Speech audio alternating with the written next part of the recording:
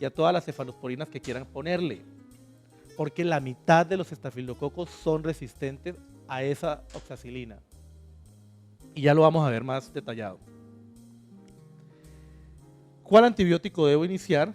Va a depender de cómo esté la paciente o el paciente. Entonces, en casos leves, generalmente vamos a tratar de utilizar antibióticos orales, y en casos graves vamos a tratar de utilizar antibióticos parenterales.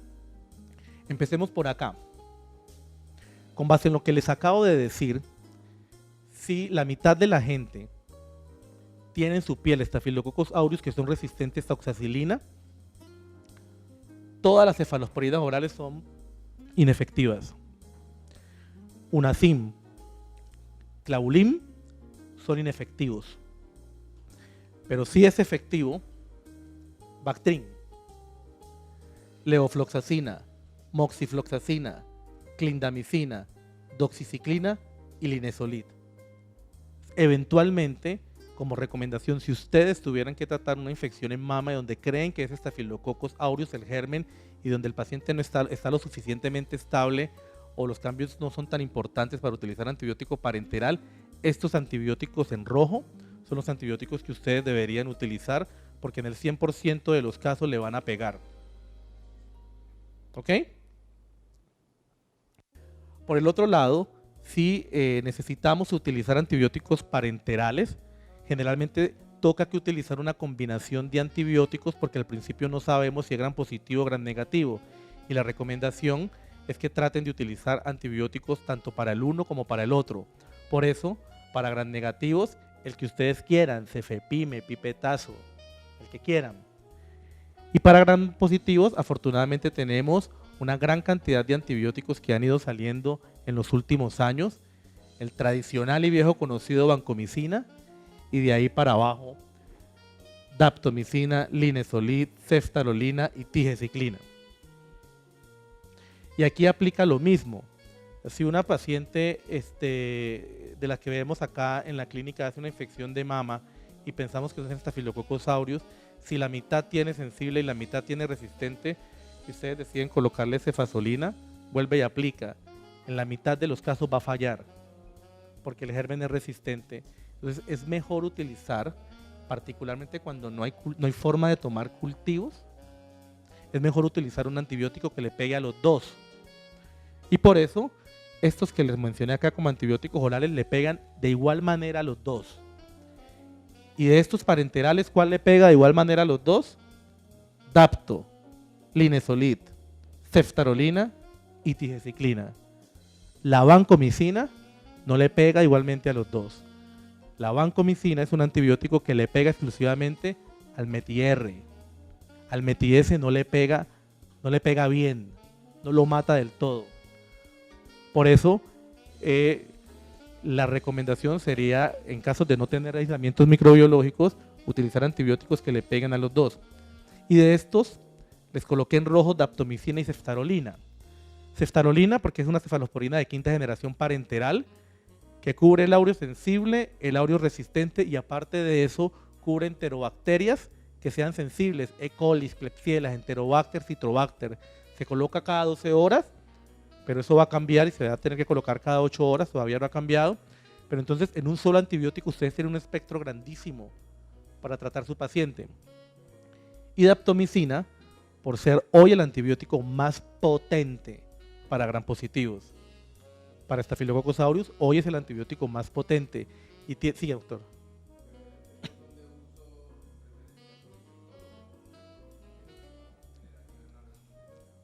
No, en realidad, doctor, en Cali no hay ninguna institución que tenga restricción. La diferencia lo hace el conocimiento del producto. Sí, tiene razón. Esto no todo el mundo lo conoce. Y la mayoría de las formulaciones son por infectólogos. Sí.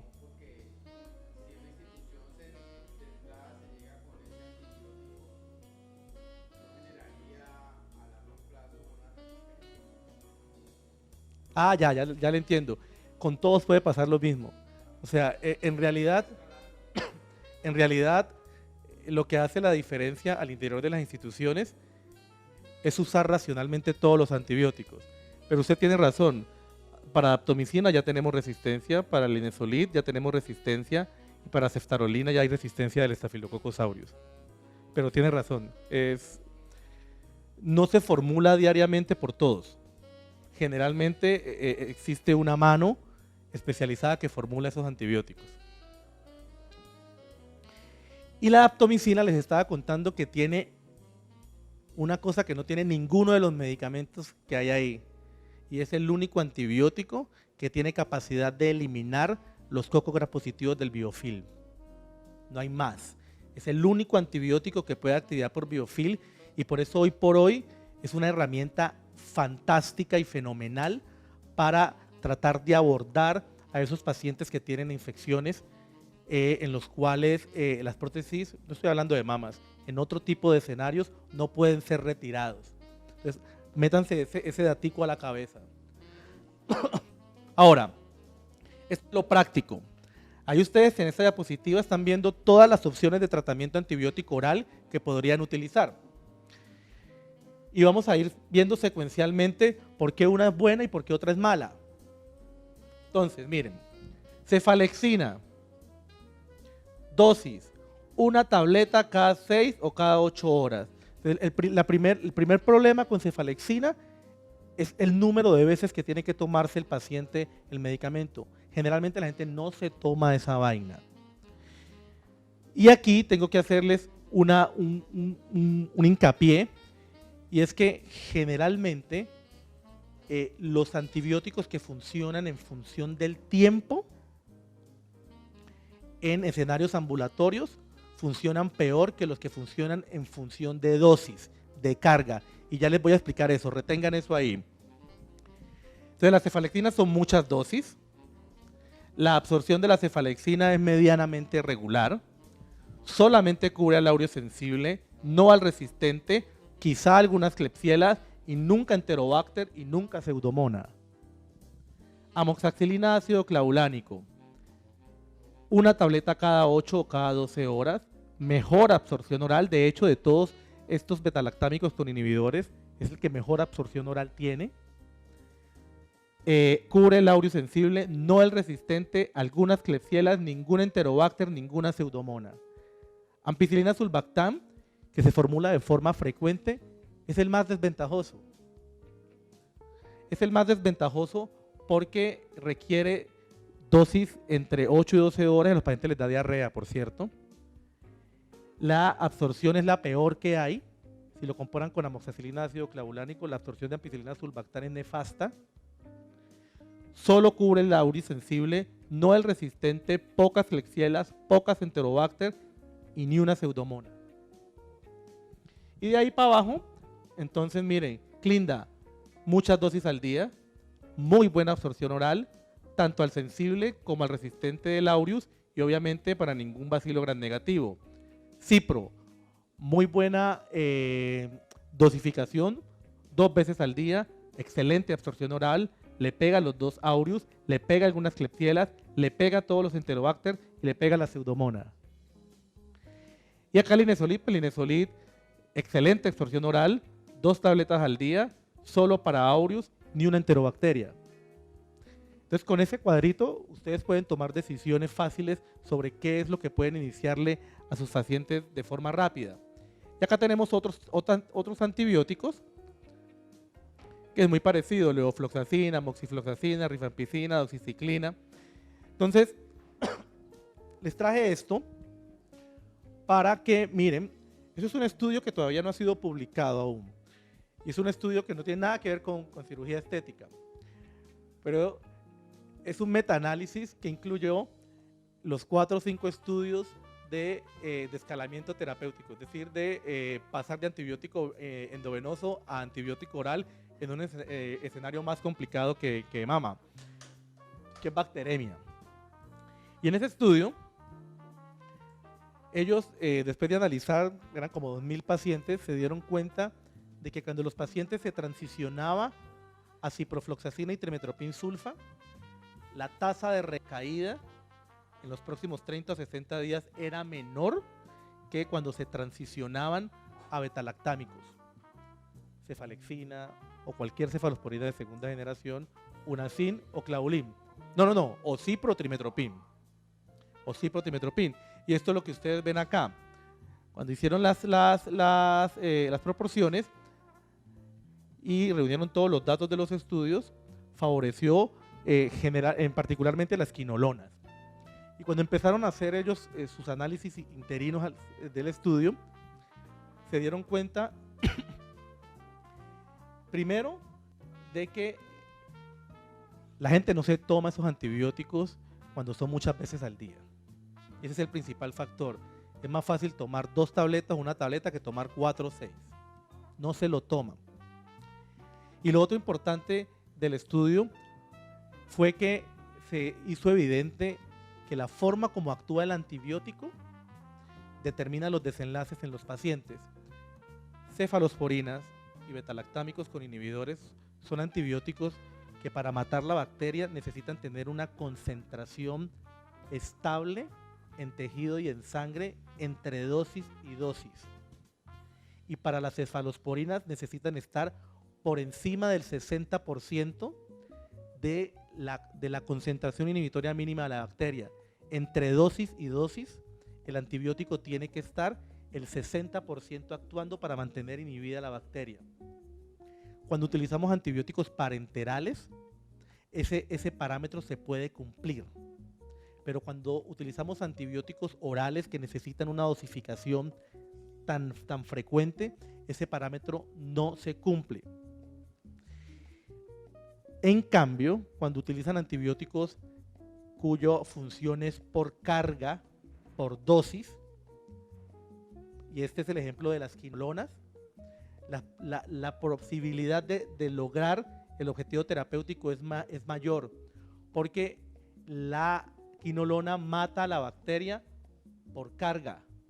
No necesita estar en el tiempo sostenida, ahí matando y manteniendo la concentración inhibitoria mínima. Usted le da la carga, muere la bacteria, y a las otras 12 horas le da la otra carga y la bacteria muere. Entonces, por eso hay diferencias entre un grupo de antibióticos y otro grupo de antibióticos. Y la otra diferencia notable es que las dosis que utilizamos de estos betalactámicos son insuficientes. Son insuficientes. Para poder lograr curar a una persona con cefalexina, la persona tiene que tomarse 1 gramo cada 6 horas. 1 gramo cada 6 horas. Para que la amoxicilina sea relativamente efectiva, necesitamos darle 1 gramo cada 8 horas. Y así sucesivamente. Ampicilina sulbactam necesitamos darle 3 veces al día, 4 veces al día, pero el efecto adverso se hace insoportable. Los pacientes hacen diarrea. Entonces, ustedes deben conocer esas propiedades de esos antibióticos para poder indicarle a su paciente lo mejor.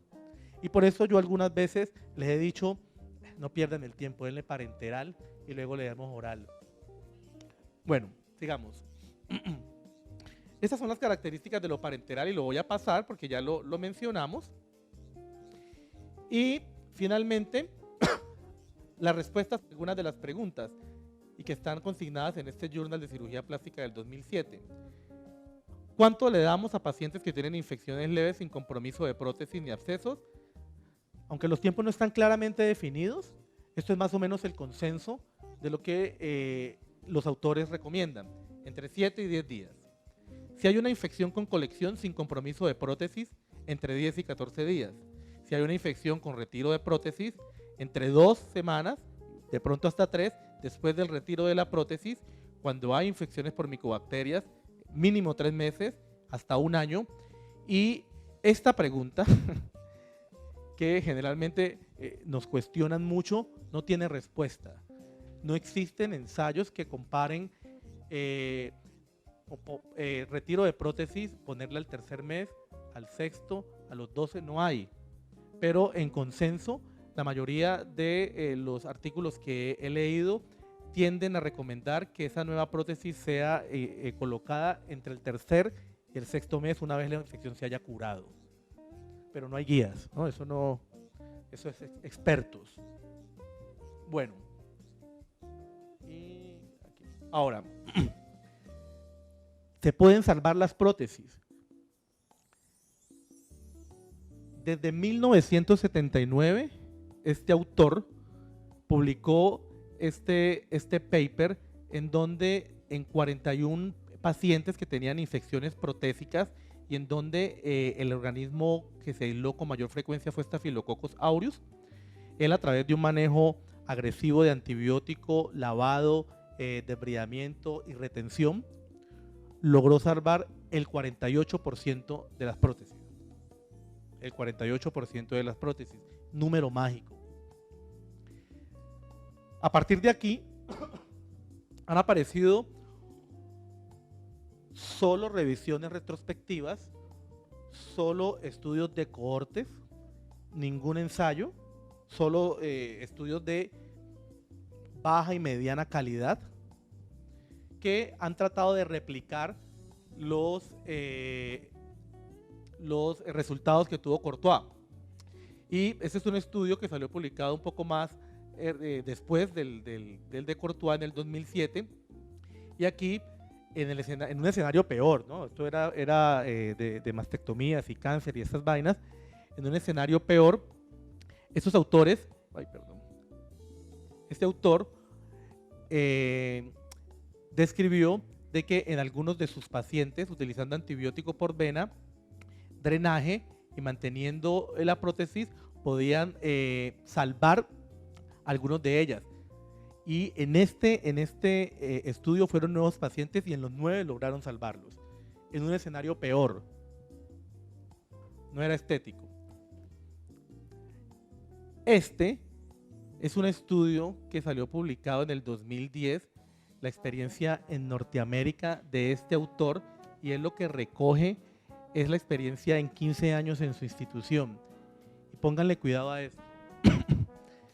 El autor dividió las infecciones que tuvo y dependiendo de la severidad y de la exposición o no exposición del implante, sacaron unos datos.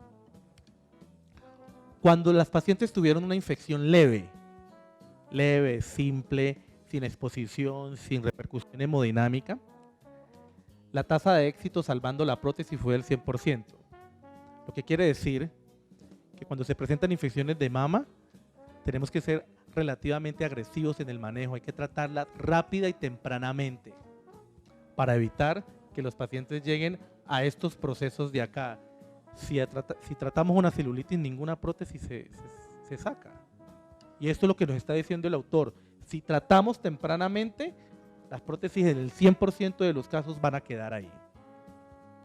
Y aunque el paciente tenga una infección severa, que es un escenario bastante desventajoso, al menos el 30% de las prótesis se podrían salvar, estando el paciente mal, en el peor escenario.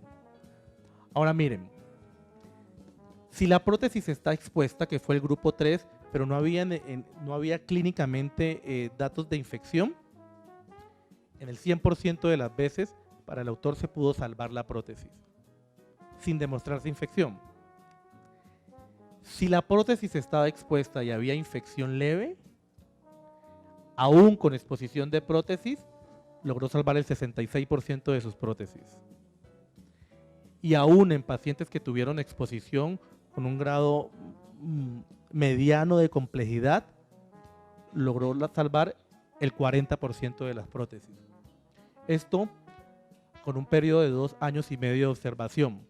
Courtois logró salvar el 48% y el autor, en su experiencia, el 40% de las prótesis en el peor escenario. ¿Ok? Eso es su experiencia, ¿no? Bueno,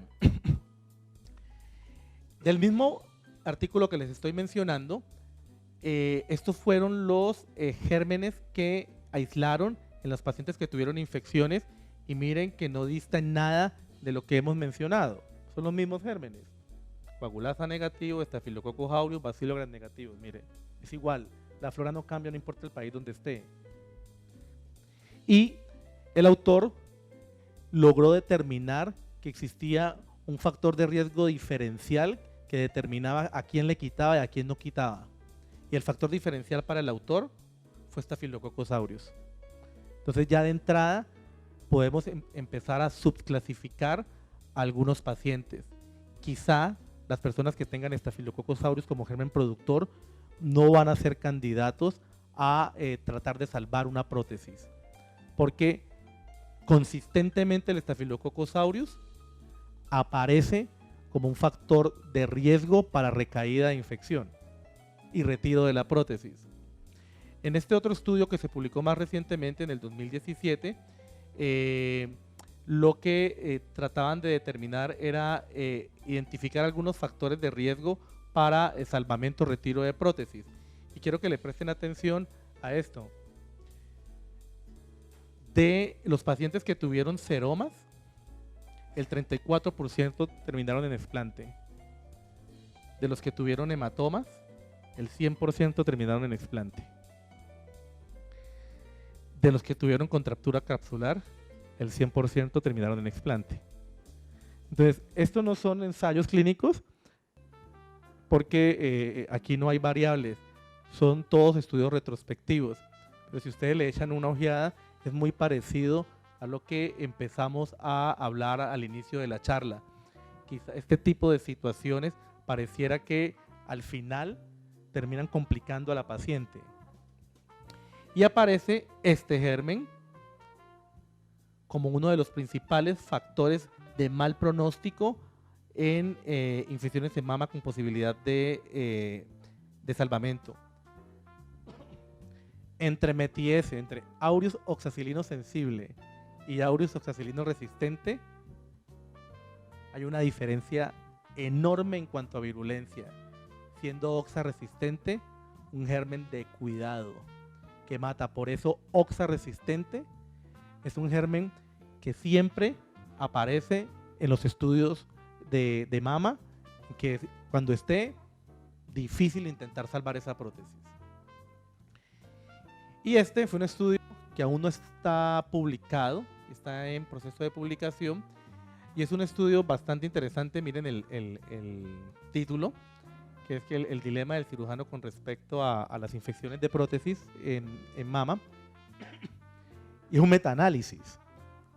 Es un metaanálisis que empezaron a revisar lo que había escrito sobre el tema, y miren que empezaron con 3.815 artículos y terminaron con 5.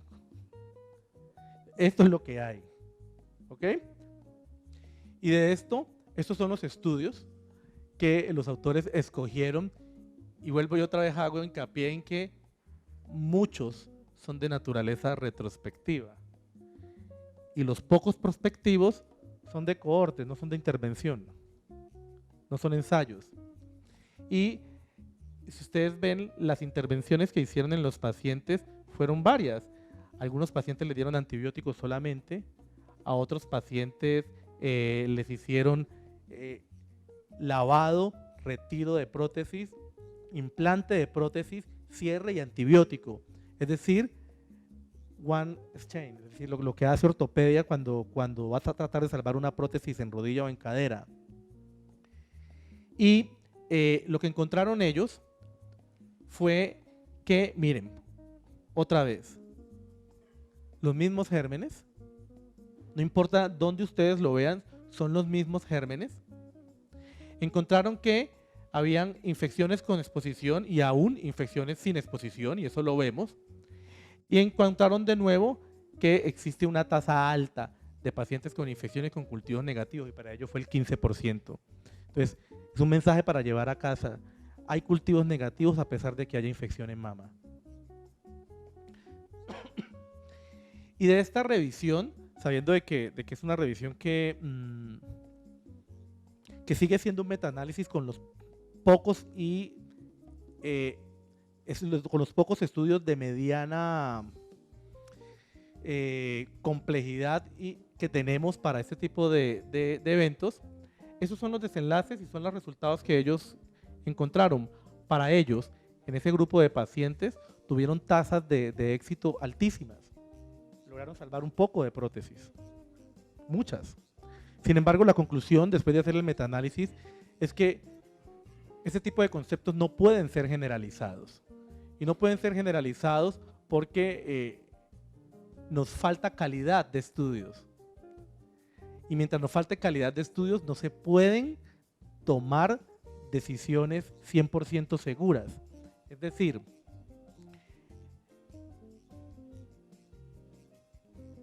eventualmente sí se pueden salvar algunas prótesis mamarias. Y eso lo vamos a discutir en la última diapositiva. Que esto ya, sí, ya vamos a terminar. Mi opinión personal es que cuando ocurren este tipo de infecciones, como los gringos dicen, hay que golpear duro y fuerte desde el principio. Detectar tempranamente, ser muy agresivos en el manejo y por favor, doctores, el cultivo es lo más importante. Tratar de tener microbiología para poder guiar. Y la razón es sencilla, porque necesitamos conocer nuestro enemigo y porque con un cultivo ustedes, con lo que les he hablado de salvamento de prótesis, ya saben que si aparece ese bicho, probablemente no. Probablemente no. Y esa es mi opinión personal con respecto a este tipo de eventos. Entonces, en caso de que haya una infección probable de prótesis mamaria y encontremos un cuadro de celulitis sin secreción y que sea un cuadro leve, lo ideal para mí es que se haga una ecografía de todas formas para descartar si tiene una colección cercana a la prótesis, iniciar tratamiento antibiótico empírico con algunos de los antibióticos que ustedes ya conocen y acabamos de recomendar y se tomen cultivos y se dirija el tratamiento antibiótico dependiendo de los aislamientos. Si los cultivos son negativos, probablemente ese paciente va a necesitar un curso corto de antibióticos por esto de que los cultivos pueden ser negativos. Y siempre dirigido a la flora más importante. En caso de ser una infección temprana, Staphylococcus aureus es el germen que ustedes siempre van a ir a buscar. Y en caso de que sean infecciones un poco más tardías, Staphylococcus epidermidis y Cutibacterium acnes son los gérmenes que ustedes van a ir a buscar. El acnes responde a todo, a penicilina, metronidazol, clindamicina, lo que quieran. Entonces ese no tiene problema. En caso de que haya celulitis con secreción y abscesos sin exposición con un cuadro leve, en general la conducta es la misma, tratamiento antibiótico oral y dependiendo de la evolución, transición rápida a antibiótico parenteral. En caso de que la evolución clínica del paciente no sea satisfactoria. En caso de que los pacientes tengan ya unas infecciones un poco más complicadas, definitivamente el paciente que está choqueado, las prótesis deben ir afuera y el paciente debe recibir antibiótico parenteral. En pacientes que están con una enfermedad grave, pero no están choqueados, pero la progresión de la celulitis es grande, ustedes ven al paciente mal, no pierdan su tiempo utilizando antibiótico por boca. Utilicen antibiótico parenteral. Utilicen antibiótico parenteral, tomen cultivos y luego de eso, dependiendo de la evolución clínica del paciente, miramos si se hace una transición a antibiótico oral. Pero en este tipo de pacientes, acuérdense que el tiempo es vital y necesitamos pegarle muy duro y muy fuerte al principio. Por eso el antibiótico parenteral debe ser la elección en este tipo de pacientes. Y finalmente entonces queda este gap con respecto a qué prótesis deben salvarse. Y mi opinión personal es que sí podemos hacer una subclasificación del paciente, pero tenemos que trabajar estrechamente entre el cirujano plástico y el infectólogo para poder saber cuál es el mejor paciente. De entrada, si ustedes tienen gérmenes que sean difíciles de tratar, no aplica. O sea, un hongo, una micobacteria, una pseudomonas, una cinetobacter, no aplica. Ese paciente sale de la clasificación. ¿Perdón? Biofilm. Cuando sospecha biofilm. Ah, bueno, ya vamos allá. Y cuando hay un Staphylococcus aureus o Clostridium resistente, probablemente no vaya a ser la opción. En el caso de biofilm, doctora,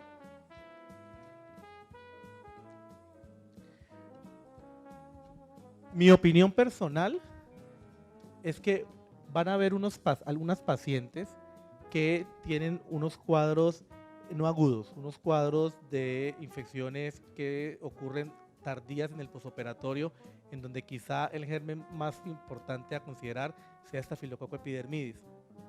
Si logramos identificar un Staphylococcus epidermidis, que es un germen bastante fácil de tratar, que lo que produce biofilm, se puede intentar hacer salvamento con daptomicina. Lo que pasa es que es una situación que entre usted, yo y la paciente tendríamos que decidir, sabiendo que tiene una posibilidad de falla que va, de éxito, perdón, que va entre el 48 y el 60%. Por eso, ustedes donde lean van a encontrar que la conducta, en términos generales, es retirar antibiótico y poner. Pero yo creo que eso va a cambiar en el tiempo. Lo que pasa es que necesitamos trabajar más.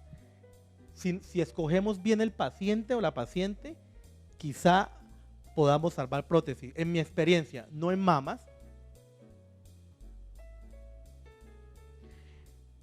hemos salvado unas 4 o 5 prótesis glúteas sin necesidad de retiro, con exposición. Con exposición. Lo que quiere decir que en el escenario clínico adecuado y correcto, con la persona correcta y con el germen correcto, algunas de esas prótesis se podrán salvar. Algunas de esas prótesis se podrán salvar. No, creo que no hay más. Y ya, los mensajes que quiero que se lleven a casa básicamente es eso que le acabo de decir. Es la principal infección en procedimientos estéticos. Estos son los gérmenes que quiero que recuerden. Siempre es mejor prevenir que curar. El reconocimiento oportuno y agresivo es lo mejor. No existen guías de tratamiento y en algunas situaciones podríamos considerar salvar esas prótesis. Y finalmente entonces, pues nada, yo siempre le hago propaganda a mi restaurante. Los doctores de la Universidad del Valle no conocen mi restaurante, me imagino, queda en El Peñón, comida saludable. Aquí hay algunos que no han ido. Y, obviamente, obviamente, no, y me falta colocar aquí la foto de mi bebé que van a hacer, entonces todavía no, mi primer hijo. Y gracias.